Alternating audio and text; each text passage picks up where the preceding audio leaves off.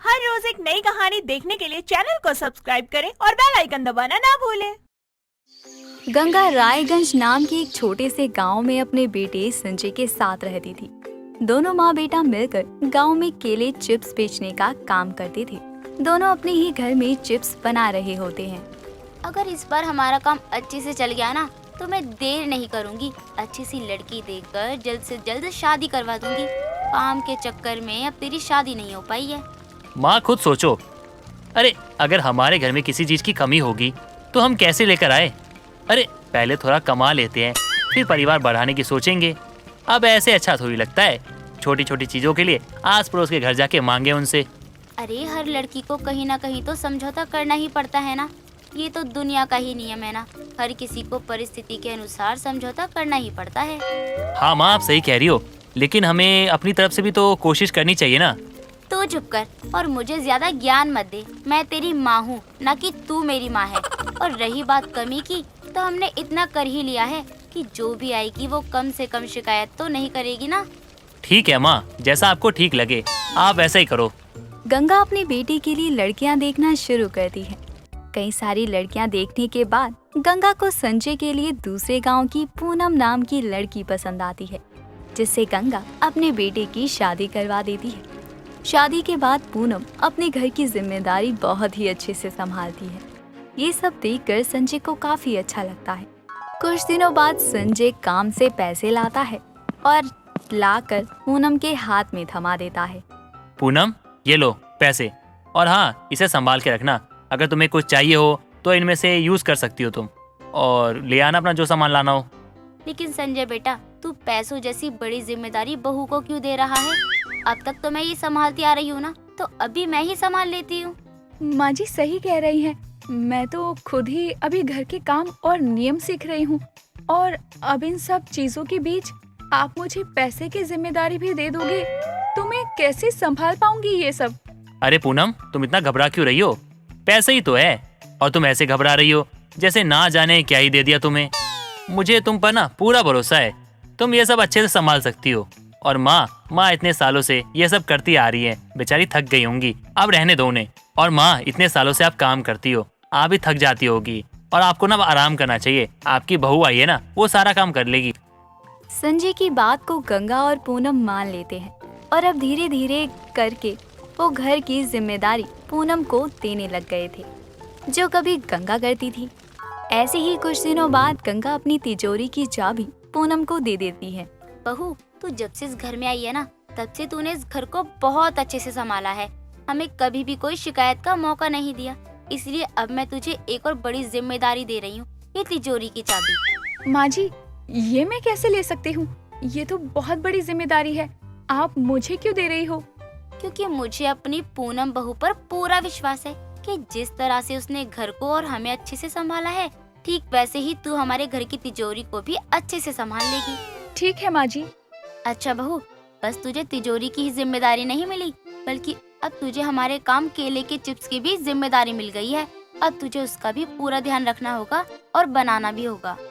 माँ जी, आप तो जानती ही हो कि मैं काम में कितनी गलतियाँ करती हूँ, और अब हमारे काम केले के चिप्स मैं कैसे बना पाऊंगी? मुझे तो वो बनाने भी नहीं आते। बहू, मैं तुझे सारी जिम्मेदारी देकर कहीं भागी थोड़ी जा रही हूँ।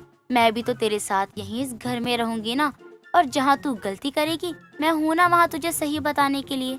अब तू ज्यादा मत सोच, जो मैंने कहा है वो कर, तेरे लिए ही अच्छा होगा, जितनी जल्दी तू सीख पाएगी। पूनम अपनी सास की बात मान लेती है, और जो जो जिम्मेदारी गंगा अपनी बहू को देना चाहती थी, वो सब कुछ अच्छे से करने लगती है।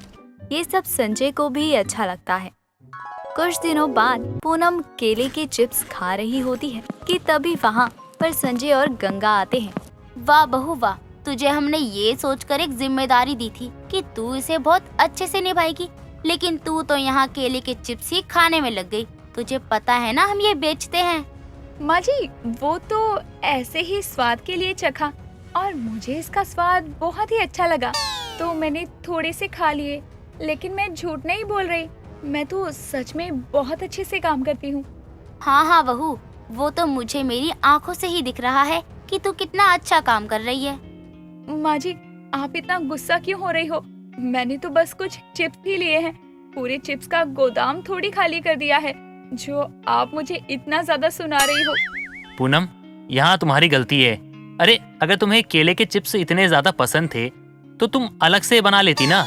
लेकिन ये तो हमारे काम वाले चिप्स हैं, ये तुम यही खाने लग गई। मुझे तो बस अच्छे लग गए इसीलिए मैं खाने लग गई।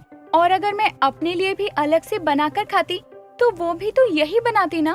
तो एक ही बात हुई ना, मैंने यहाँ से खा लिया कुछ। बस बहू, अपनी इस केले की चिप्स की भूख को इतना भी मत बढ़ा कि हमारा काम ही खा जाए कल को तू। माँ जी, ये कैसी बातें कर रही हो? मैं मानती हूँ मुझे चिप्स बहुत पसंद आए, लेकिन उसमें कुछ कमी लग रही है। बहू तू तो रहने ही दे, छुप छुप के चिप्स खा रही थी और जब हमने देख लिया तो बहाने बनाने लग गई। माँ जी, मैं सच बोल रही हूँ। आप खुद बताओ, हमारे ग्राहक चिप्स लेते हैं तो बस एक दिन खाने के लिए लेते हैं। इतने क्यों नहीं लेकर जाते कि वो आराम से 2 हफ्ते खा सके? ये सब हमें कैसे पता होगा पूनम? वो लोग हमारे ग्राहक है, वो जानते होंगे। और जब खाना मुझे बस आज है तो मैं 1 हफ्ते का चिप्स क्यों लेके आऊंगा? तुम भी ना पूनम, कभी कभी पता नहीं क्या बातें करती हो। बहू तुझे इस बारे में ज्यादा पता नहीं है, इसलिए अपना मुंह बंद ही रख। अच्छा चलो, ये सब बातें छोड़ो, जो हो गया सो हो गया। और माँ, मुझे ना एक बहुत बड़ा ना काम मिला है और उन लोगों ने ना मुझे एडवांस में पैसे भी दिए हैं। 2 दिन के बाद 50 किलो के केले के चिप्स बनाने हैं। पूनम, तुम्हें मेरी मदद करनी होगी। अरे आप ये क्या बोल रहे हो? ये भी कोई बोलने वाली बात है क्या? मैं आपकी मदद नहीं करूँगी तो कौन करेगा? आप निश्चिंत हो जाइए, मैं सब देख लूंगी। संजय पूनम को चुप तो करवा देता है, लेकिन पूनम अब भी संजय की बातों से संतुष्ट नहीं हो पाती। कुछ दिनों बाद संजय की बनाई हुई चिप्स उन लोगों को पसंद नहीं आती और आया हुआ ऑर्डर कैंसिल हो जाता है। माँ, पूनम, हमें इतना बड़ा ऑर्डर मिला था, वो हमारे हाथ से चला गया। चला गया? लेकिन क्यों चला गया? आखिर हुआ क्या है? मैंने उन्हें सैंपल के रूप में चिप्स दिया था जो कि उनको बिल्कुल पसंद नहीं आया और उन्होंने ऑर्डर के लिए मना कर दिया। संजय ऑर्डर जाने के बाद काफी परेशान हो जाता है और ये सब पूनम को बिल्कुल भी पसंद नहीं आता।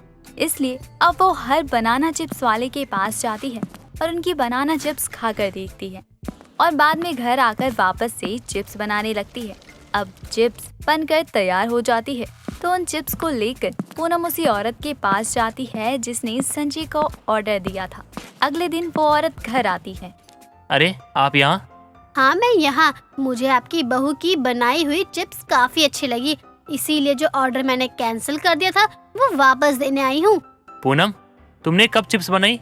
और इतने समय में चिप्स बनाते आ रहे हैं हम लोग, लेकिन इन्हें हमारी चिप्स पसंद नहीं आई। तुम्हारी कैसे आ गई? संजय जी, आप लोग इस काम में सालों से हो, लेकिन कभी आपने अपनी कमियां नहीं देखी और मैंने वही किया। मैं मार्केट गई और तरह तरह के केले के चिप्स खाए और इतना स्वाद लेने के बाद मैंने ये चिप्स बनाई जिसे खाकर ये यहाँ आई हैं। अरे वाह, ये तो कमाल ही हो गया। बहू की केले की चिप्स ने तो मेरे बेटे का काम बना दिया। पूनम की बनाना चिप्स की भूख से संजय का ऑर्डर वापस मिल जाता है। दोस्तों, अगर आपको ये कहानी पसंद आई तो इसे लाइक करें, शेयर करें और कमेंट करके बताएं कि कहानी में आपको सबसे अच्छा क्या लगा।